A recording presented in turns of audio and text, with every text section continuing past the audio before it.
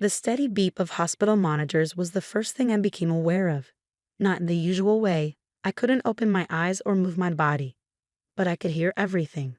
The rhythmic sound of my own heartbeat translated into electronic pulses, the squeak of nurses' shoes on linoleum floors, and most devastatingly, the conversations happening around me.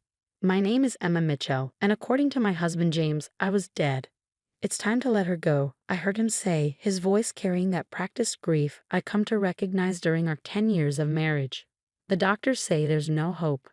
The doctors had said no such thing. In fact, just that morning, Dr. Peterson had noted improvements in my brain activity. I knew because I'd heard her clearly. The signs are promising. We just need to be patient. But James wasn't interested in patience, or hope, or the truth. I had been in a coma for 6 weeks following a car accident, the same accident that James had walked away from without a scratch. The accident that occurred right after I'd told him I wanted to look at our joint accounts, that something wasn't adding up. Your sister would want you to move on. Sarah's voice drifted in. Sarah, my best friend since college, the one person I trusted more than anyone. Her tone was soft, comforting, the same tone she used when she was lying.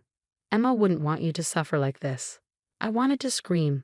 I wanted to thrash and grab them both by the throats and demand to know what game they were playing.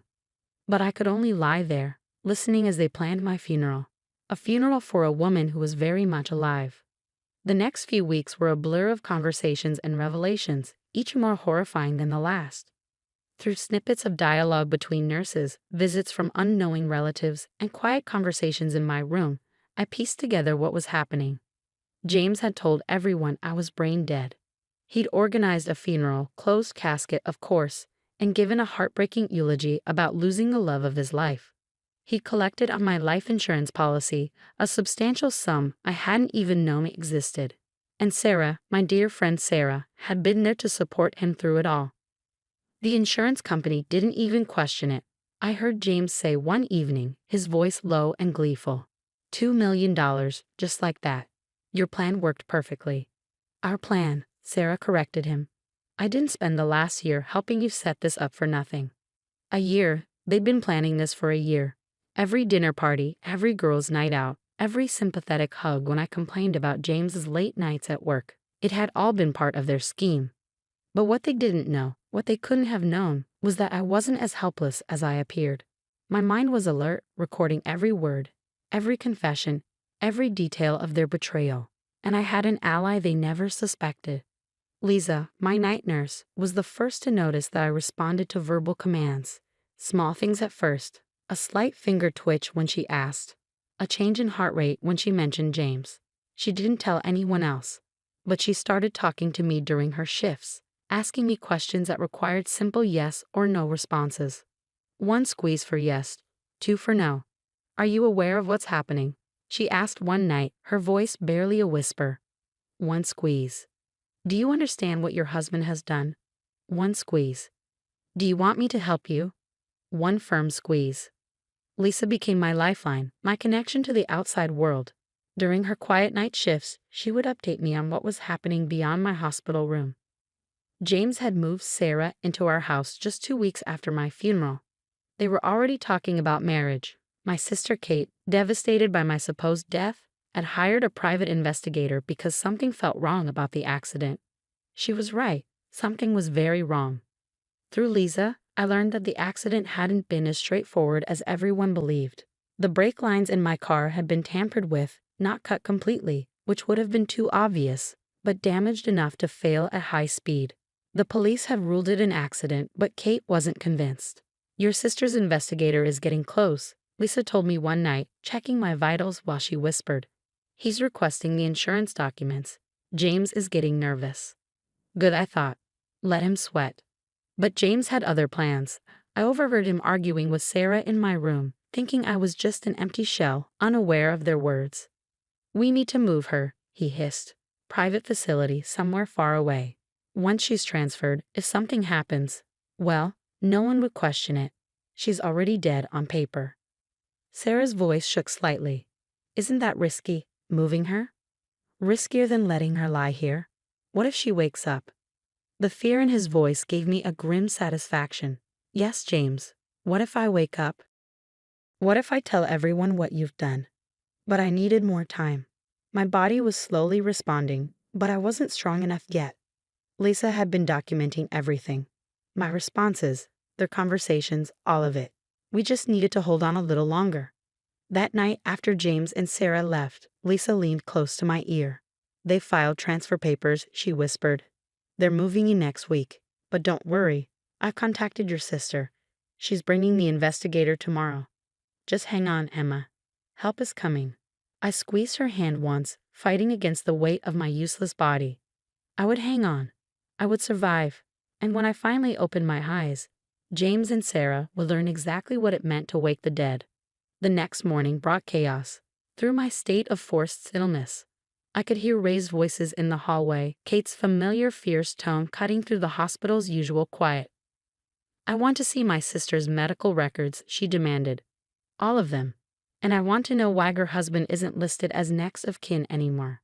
That was news to me. Lisa must have been busier than I'd realized during her night shifts. Mrs. Mitchell's power of attorney was updated 6 weeks ago. Dr. Peterson explained calmly. Her sister Catherine Walsh is now legally responsible for her medical decisions. James's voice exploded into the conversation. That's impossible. I'm her husband. Her legally dead husband. The investigator's voice joined in, deep, authoritative. According to the death certificate you filed, Mr. Mitchell, your wife passed away over a month ago.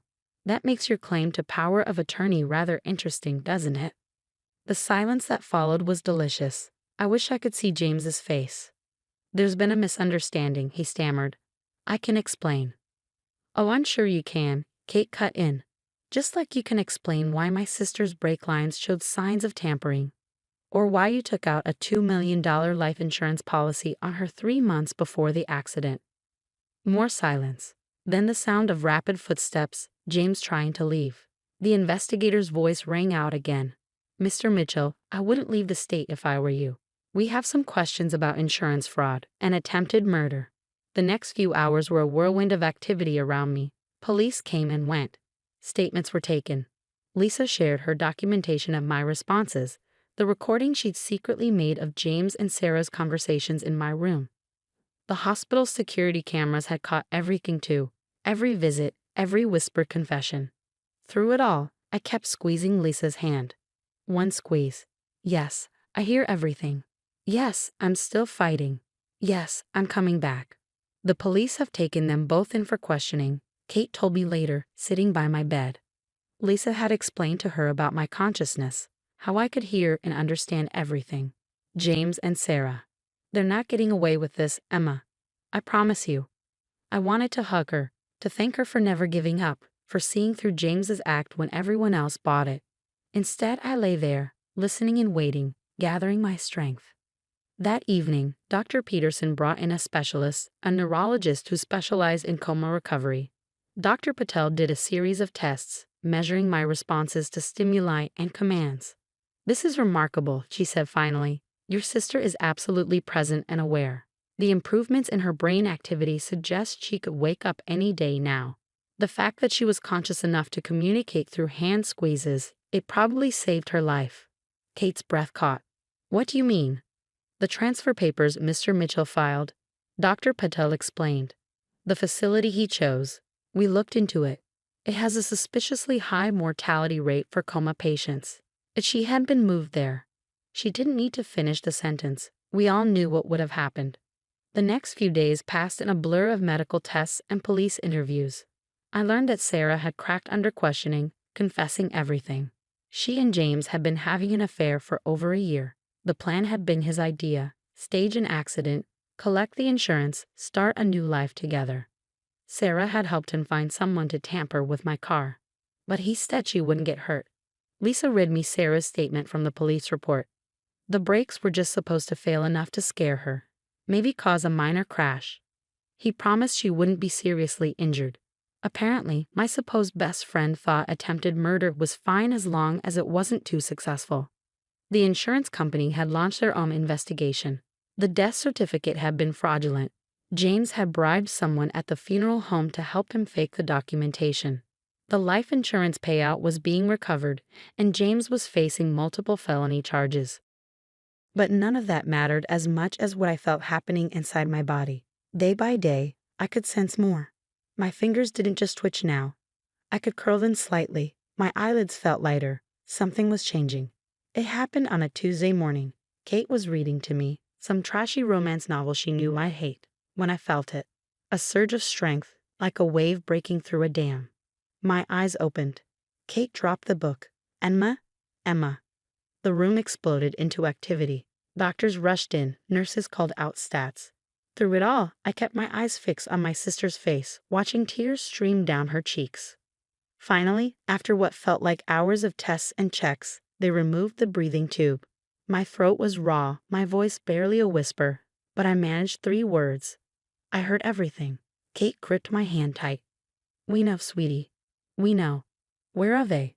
I asked. "James and Sarah. In jail, waiting for trial. They're not getting out anytime soon." I nodded slightly, conserving my strength. "Good, because I have a lot to say at their sentencing." Kate laughed through her tears. "That's my sister. 3 months in a coma and you come out swinging." But we both knew this was just the beginning. I had survived, yes. I had heard their plans and their confessions, gathered evidence even while trapped in my own body. But now came the hard part: recovery, rehabilitation, and making sure James and Sarah paid for every moment they thought I was helpless. They had tried to bury me, not realizing I was a seed. And now I was growing back stronger than ever. The next 6 months were the hardest of my life. Physical therapy was brutal. Learning to walk again, strengthening muscles that had atrophied during my coma. But I attacked each session with fierce determination, fueled by the memory of James and Sarah thinking I was as good as dead. Kate moved in with me after I was discharged, transforming my home back into something that felt like mine. She'd thrown out everything Sarah had brought in during her brief stay, repainted the walls, and rearranged the furniture. It helped, but sometimes at night, I'd still hear echoes of their conversations, their plans for my death playing on repeat in my mind. The preliminary hearing is next week, Detective Martinez told me during one of her regular visits. She'd been handling my case since the arrest, piecing together the conspiracy that had nearly killed me. "Are you sure you're ready to testify?" I met her gaze steadily. "I've been ready since the first day I heard them plotting in my hospital room." The courthouse was packed the day of the hearing. News of my resurrection had made national headlines. The coma patient who heard her husband plan her murder, who gathered evidence while trapped in her own body. Reporters lined the steps, cameras flashing as Kate helped me walk in. I hadn't seen James or Sarah since that day in the hospital when they discussed moving me somewhere to finish the job. Now, as I entered the courtroom, I saw them both at the defense table. James in an ill-fitting suit, his usual polished appearance gone, and Sarah looking small and terrified beside him. When I took the stand, James wouldn't meet my eyes. But Sarah stared, her face a mask of horror as I began to speak. "I remember everything," I said into the microphone, my voice clear and strong. "Every conversation, every plan, every detail of how they intended to kill me. I heard my husband plan my funeral while I lay there, unable to move or speak. I listened to my best friend comfort him, knowing they had sabotaged my car and left me for dead. I described it all, the conversations I'd overheard, the way they'd celebrated the insurance payout, their plans to transfer me somewhere I wouldn't survive. Through it all, I kept my eyes fixed on them, watching James squirm and Sarah cry. The worst part wasn't the betrayal," I continued. "It was listening to them talk about me like I was nothing. Like the 10 years of marriage, the lifetime of friendship meant nothing. They thought being in a coma made me powerless. They were wrong. The evidence was overwhelming. Between Lisa's recordings, the hospital security footage, Sarah's confession, and my testimony, there was no room for doubt. The judge ordered them to stand trial for attempted murder, insurance fraud, and a host of other charges. As they were led away in handcuffs, Sarah finally broke. "Emma, please," she cried out. "I'm sorry. I never wanted." "Save it." I cut her off, my voice ice cold. "Save it for the trial." Outside the courthouse, Kate squeezed my hand. "You did it, sis. You showed them." But it wasn't over. The trial came 3 months later, and this time I was stronger. I could walk into the courtroom on my own, stand straight as I testified again, detailing every aspect of their plot. The jury took less than 2 hours to reach a verdict. guilty on all counts. At the sentencing hearing, I chose to speak again. This time, I looked directly at James and Sarah as I addressed the court. My husband and best friend thought they could simply erase me, I said. They planned it meticulously: the accident, the fake death certificate, the insurance scam. They celebrated their success while I laid in that hospital bed, thinking I couldn't hear them. But they forgot something important. I paused, letting my words sink in. They forgot that I am stronger than they ever imagined. They forgot that truth has a way of surviving, even when people try to bury it. And they forgot that karma comes for everyone eventually. The judge sentenced James to 25 years for attempted murder and conspiracy. Sarah got 15 years for her role in the plot. The insurance company recovered their money, and civil lawsuits would ensure neither of them profited from their crimes. As they were led away, I felt no satisfaction, no joy in their punishment. Instead, I felt something more powerful: freedom. 1 year after waking from the coma, I stood in front of a room full of medical students sharing my story. I've been invited to speak about coma consciousness, to help future doctors understand that their patients might be more aware than they appear. Never assume someone can't hear you, I told them. Never underestimate the power of the human spirit to fight back, to survive, to bear witness. Sometimes the person you think is powerless is actually the strongest one in the room. After the lecture, Lisa, still my closest friend, met me for coffee. "Look at you now," she said, smiling. "Speaking at medical schools, writing a book about your experience. You've turned this whole horrible thing into something meaningful." I nodded, thinking about how far I'd come. They thought they were writing my ending. Instead, they just gave me a new beginning. That evening, I visited my old house one last time before the sale closed. Kate had helped me put it on the market, agreeing it was time for a fresh start. As I walked through the empty rooms, I no longer heard echoes of James and Sarah's plotting. Instead, I heard my own voice, stronger than ever.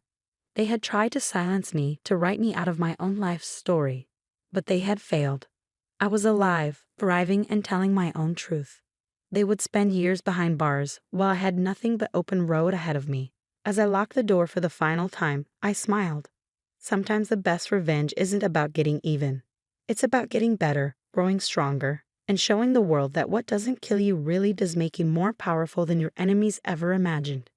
James and Sarah had wanted to bury me. Instead, they had given me wings.